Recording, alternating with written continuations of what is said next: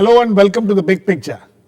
As the valuation of losses to the exchequer and supposed windfall gains to the allottees of both the 2G and coal mines by the CAG continue to grip the country, leading to heated debates, the Chief Justice of India, S.H. Kapadia, has come out with a theory of valuation which has created a debate on its own. His assertion that loss is a matter of fact and profit is a matter of opinion, though not specifically mentioned in the context of CAG's valuations, however, is widely considered as referring to it. The Chief Justice, who made these remarks during a speech at a conference on economic growth in Asia and changes of corporate environment last weekend, also enunciated the principles of valuation and also underscored the need for the economic and legal literacy. He also referred to Article 39B of the Constitution in the context of allocation of natural resources for the common good. All this has led to a fresh debate about the valuation by the CAG in both the 2G and coal mining allocations. What's the principle of accounting? Is loss really a matter of fact and profit a matter of opinion? What would be the repercussions of this statement of the Chief Justice in legal terms when it comes to how the judiciary will look at this issue? We will discuss all this today with an eminent panel of guests. I have with me today Mr. KTS Tulsi, who will be joining us, a senior Supreme Court advocate who will be joining us very soon. Mr. TSR Subramanian, former Cabinet Secretary. Mohan Guruswamy, distinguished fellow at the Observer Research Foundation. And Amitabh Mukhopadhyay, retired Director General at the CAG. Welcome to all of you. First, let me go to Mr. Subramanian. Mr. Subramanian, though I would have, Mr. Tulsi will be joining us very soon, so he will be able to, enunciate this a little better for us in legal terms. But in bureaucratic terms, if you read the statement of the Chief Justice of India, how will you react? I think let's put it in context. I don't think this is any kind of a legal dictum. It's not a legal It is not in a court of law. It is not in the context of any proceedings or any facts. Absolutely. And therefore, we should take it as such. Right. Number one. And but since the Chief Justice of India is saying it, then you have to attach certain importance. You have to attach importance because he is a person with a lot of experience in this area. Secondly, reading the statement, which I did 3, 4, 5 times, I was not quite sure what he meant. The meaning I got out of it was that loss is to be reckoned based on the market value at that time. The profit may go to the people, it may go to intermediaries, it may go to it may go as bribes, it may go as losses, it may get scattered, and therefore the loss can be computed. But you have to have an inquiry to find out who got the profit, whereas the loss is apparent on the face of it, on a mark-to-market principle, because there is a certain market value. For example, government sells land worth 10 crores at 1 crore rupee. Whether that land is sold or not by the purchaser or the allottee, there is a loss of 9 crores already accrued. I think in that sense, this is what I understood out of this, that a 9 crore loss has taken place, and therefore it is a matter of fact. Whereas where that 9 crores went, whether the other person used it to the black market, white market, went officially, unofficially, or public good, a school came out of it, public good came out of it, hospital came out of it, that profit or gain is a matter of opinion and to be investigated. I think this is the meaning I understood out of this. Amitabh, I mean, you are in the CAG, you are an accountant. What is an accountant's view of this? You see, I think the Chief Justice has made this statement in terms of trying to explain it, as Mr. Subramaniam was explaining, so that certain concepts are very important and you need to delve into them to understand the issues that could arise. But in accounting, as far as the international reporting standards are concerned, which have been accepted by 2008, about 133 countries accept them, including Europe, Australia, India, and all that. These are very clear about the fact that the loss has to be, not just can be, loss has to be calculated and computed, so has to be profit. Because please understand that unless if profit becomes just a matter of mere opinion, right, then how do you tax profits? You see, profits have to be taxed. There are corporate taxes, there are all kinds of taxes in different countries. So the question of not quantifying the materiality of profit in any situation, in any company or in any financial statement does not arise. The issue, as I understand it, the kind of thing that he may have at the back of his mind, you see, this has been imputed. The newspaper has imputed to him that he is speaking in the context of the CAG's report. Right. The newspaper makes it very clear, the report makes it very clear that he himself did not say anything he did not say about anything the directly. CAG's report. That's right. So one doesn't know, and this newspaper, But it's was also talking at interesting. one point of time No, about he the is Indian army marching on Delhi. No, So that's I'm not. very I clear think about- nobody so far. It is 2 days, and there is no denial of this report from any quarters. Yeah. So we can take it as that that whatever has been reported has been facts. Interestingly, see why this imputation has taken place is because he at another point of time in his speech he refers to the Article 1939B and allocation of natural resources and things like that. So one is tend to impute that this is what he is discussing about.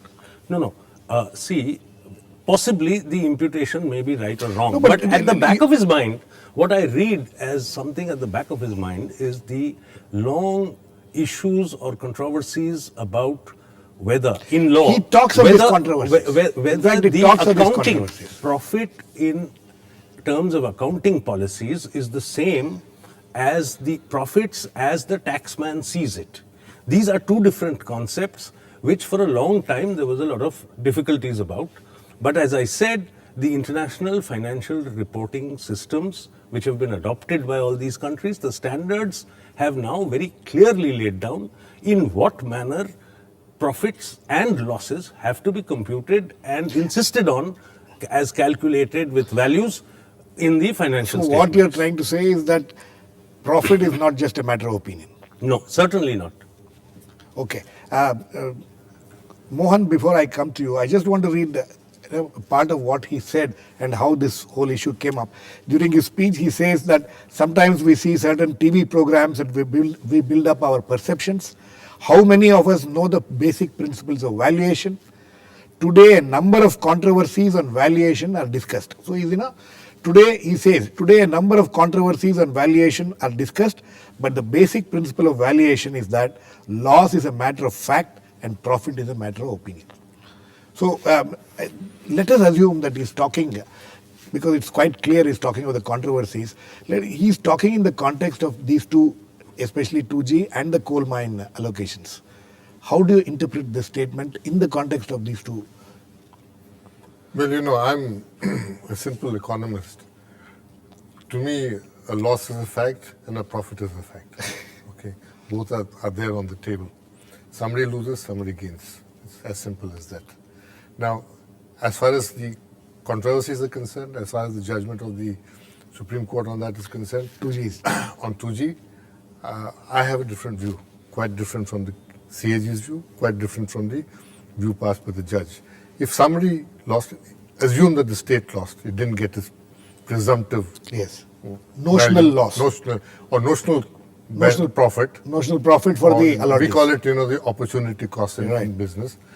Now, he didn't get it, it was passed on to somebody else. If you look at the balance sheets of the telephone companies, nobody's got huge windfall profits.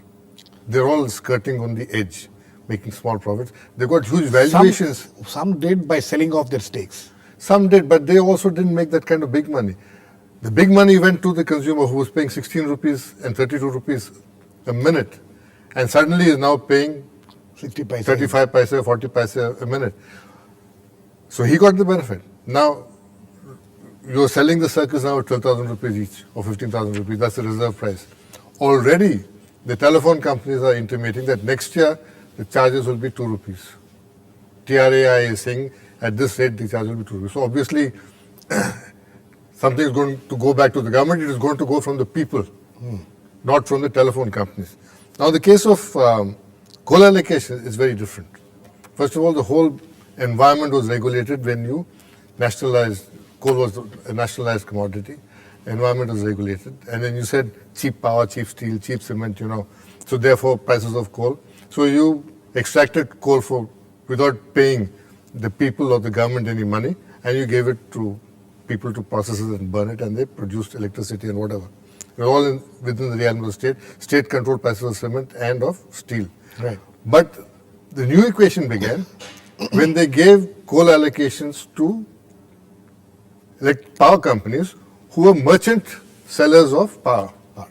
Now, that's when, the windfall profits come in. So I think on coal, at least on 30 or 40 blocks, the CAG is on very good grounds that this is questionable. Right. Somebody should have raised the red flag in the government bureaucracy and waved out and said, somebody did, but it was overruled.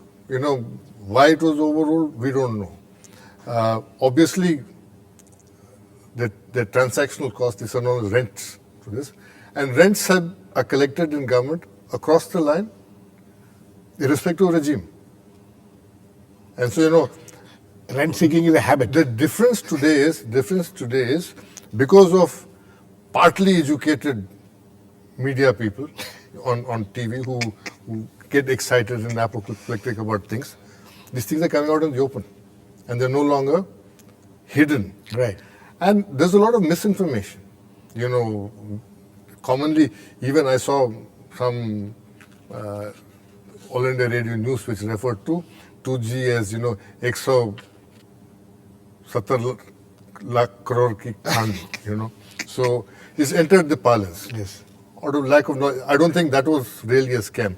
But maybe this 50 allocations here could be. I don't know. I'm not passing judgment. You have a CVC for it and a CBI for it. Let them do it. But I think Chief Justice has spoken about other things. He says we need investment in infrastructure, not just investment in FMCG. Right. And he says infrastructure is seen as, in India, as displacement of people. Investment in infrastructure. Now, these are the important questions which he is flagged off. He's also talking of inclusive growth. Inclusive growth. All growth has to be inclusive. You can't have... Having said that, I think the Gini coefficient in India is still 0.36. Much lower than China, much lower than America, So it's... I think, Mohan, we have Mr. KTS Tulsi with us now. Mr. Tulsi,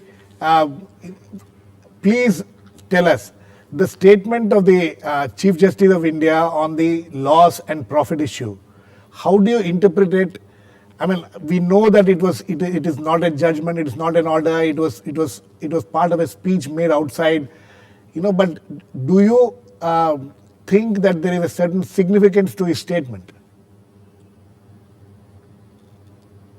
Of course, it's extremely significant because the lament is that there is so little of legal literacy or about accountancy matters. Right. And this is more so because, after all, Comptroller and Auditor General is the chief accounting officer of the government, right, of the country. Right. And this is essentially an accounting exercise. Right. And how do you presume loss? When coal has not been extracted, where has there been a loss? How does one only theoretically presume that this would have been the profit? So the Chief Justice is right in saying that so far as profit is concerned, that may be a matter of opinion or matter of guesswork, how much there may be allegations of concealment of income, etc. But so far as loss is concerned, loss has to be established on certain principles. And those accountancy principles are extremely well known. And therefore, I entirely agree with the Chief Justice that we can't have a regime where we overemphasize blame. And if we continue to overemphasize blame, growth is going to suffer. And that's not how we are going to improve governance. The Accountant General, the Controller and Auditor General is equally a part of the governance process, and he must also take into account the realities. He must know that what has happened and what has not happened, and not jump to conclusions. So you think that the Chief Justice, when he was talking about this, was specifically referring to especially these two cases, these two issues, that is the 2G and the coal allocation issue? Well, the Chief Justice did mention CAG in particular, and he says, I'm not talking about the recent controversies. But he did say then that so far as accounting literacy is concerned, accounting principles are concerned, the basic principle is that loss has got to be established. Okay. Loss is a question of fact. Mr. Whereas profit may be a question of opinion. Okay, Mr. Tulsi, we have a former retired Director General of the CAG here with us, Mr. Amitabh Mukhopadhyay. I would like him to react to your, assertions. How do you react to this, Amitabh? You see, I think there is a complete inability to understand the Colgate issue. The Colgate issue is not about the future prices or projections or interpolations. The Colgate scam is about allotment of particular coal mines for captive use to people who were going to use it for merchant trading of power and so on. And it is on a date, it is on a historical cost basis that there has been a loss. If I give away my Delhi house to you for free, whether you get some tenants in it, or you get rent from it, or you actually sell it off yourself, it doesn't matter. The appreciation in the value of the thing is happening, and that appreciation is helping you and not me. So I think this is completely obfuscatory. Is that the principle of accounting? Number one. Yeah, it is also the principle of accounting. The principle of accounting for both profit and losses clearly tell you that you have to either accept the historical cost method, or if you are going to go into something like capital maintenance accounting, physical capital maintenance accounting is the other methodology, then you have to make very sure that the inflationary or deflationary factors are brought into the picture so as to give a fair value of the capital at that point of time. Now, in coal allocations, it is absolutely crystal clear from the report, and this has been highlighted there as well in bold type, that this is been taken on the basis of historical cost accounting. So there is absolutely no scope for any kind of confusion. Personally, I feel that the CJI was talking about the controversies in England about accounting for a particular financial statement and the taxpayer's view of profit which can be taxed. There was a kind of issues involved in this. This was resolved by the international reporting standards. Let me get Mr. Tulsi, would you like to react to this quickly so before we go into a break? Yeah, I think that we are mixing up two things.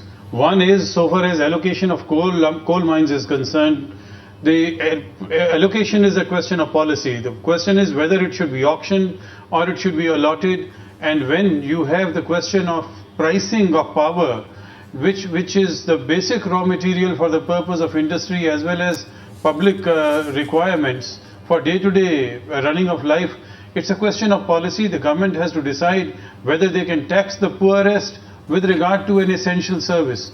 And if essential service becomes more expensive, then we become less competitive in the world for the purpose of marketing our goods and trading them in exports. The second is the wrong allocation or allocation of coal mines on the basis of false claims made in the applications, and and the screening committee having failed to analyze the applications in correct perspective. Now, so far as that is concerned, you can't presume how much is the loss. Where is the loss? Okay. The question is only that the correct procedures are not adopted, but you can't find policy with the government that, well, why was this not auctioned? And I think Controller General, in my humble submission, is going beyond his brief. The constitutional purpose is only to render accounts to the government. Okay, Mr. Tulsi, please stay on. We need to go into a short break. We'll come back and discuss some of the points which you have raised. The guests on the panel in the studio are also very anxious to react to your remarks. Please keep watching. We'll be back very soon.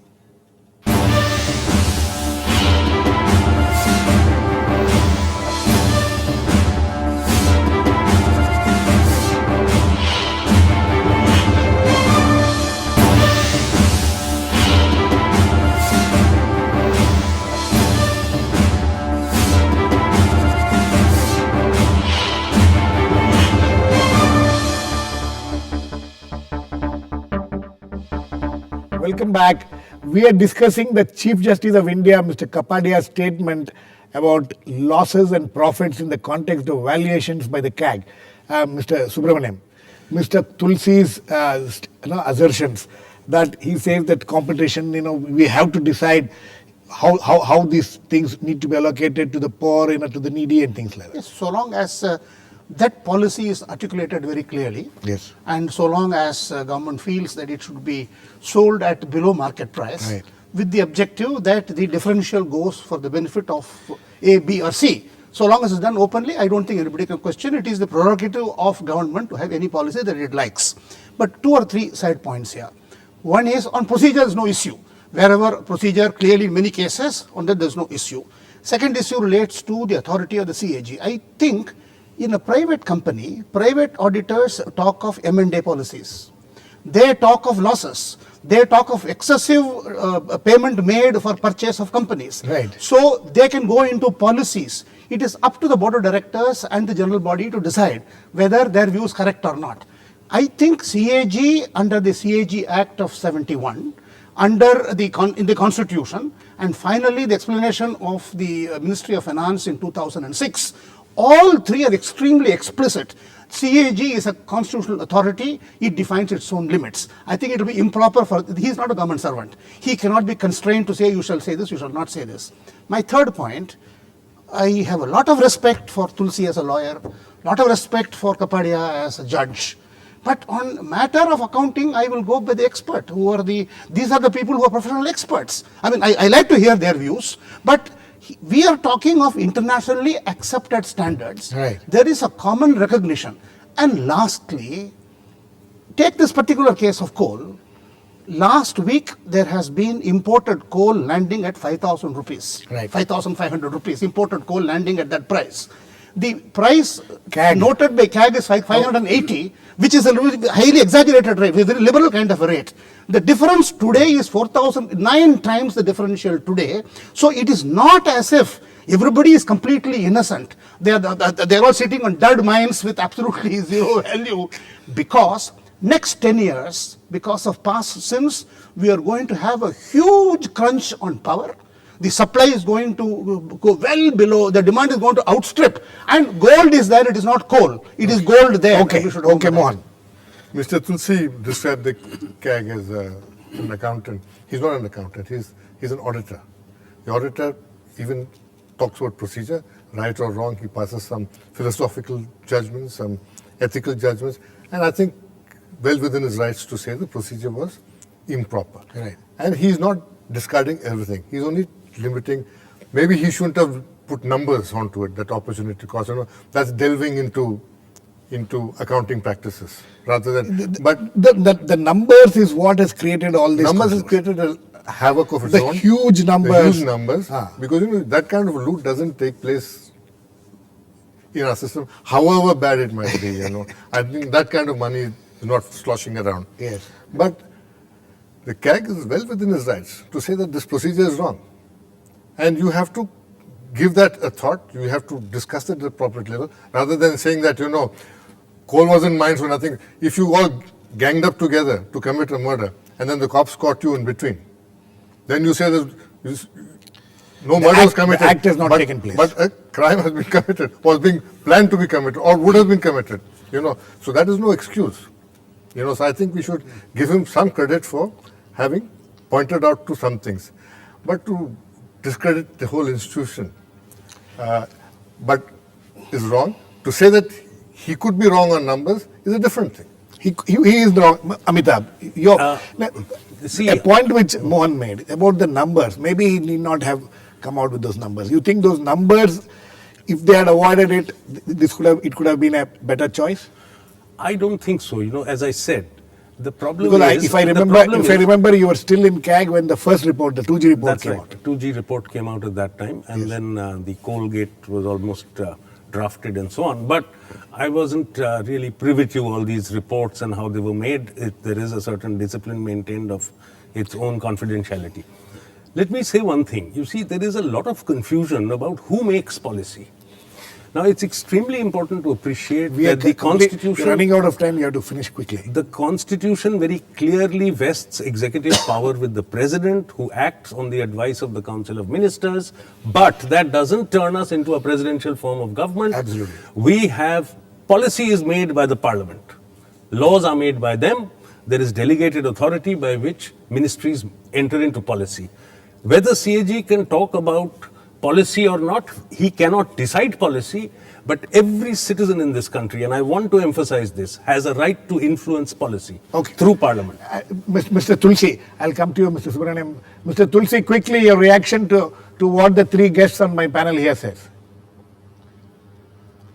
As far as the... Yes. I greatly respect Mr. Subramaniam, and Mr. Subramaniam is saying that a constitutional authority decides its own sphere of activity and its own powers. That doesn't happen. Even the president doesn't decide his own powers.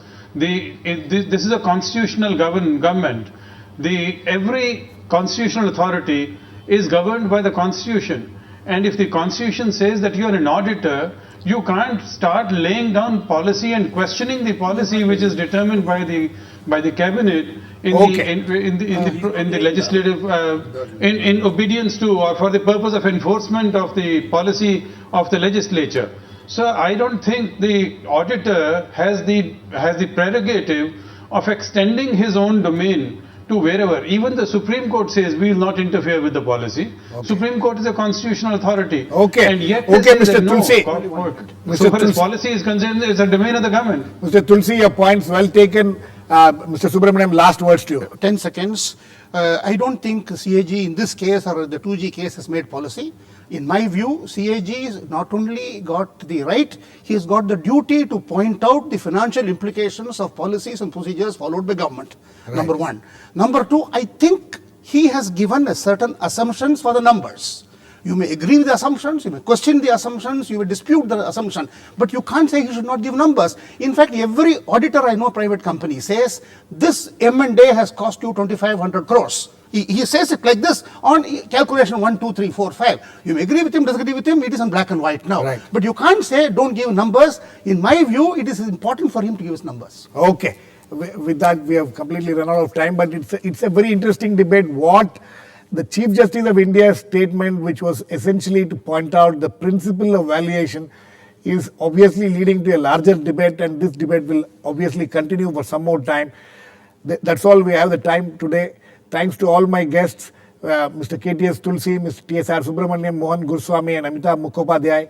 Please keep watching. We'll come back with another issue on the big picture, same time tomorrow.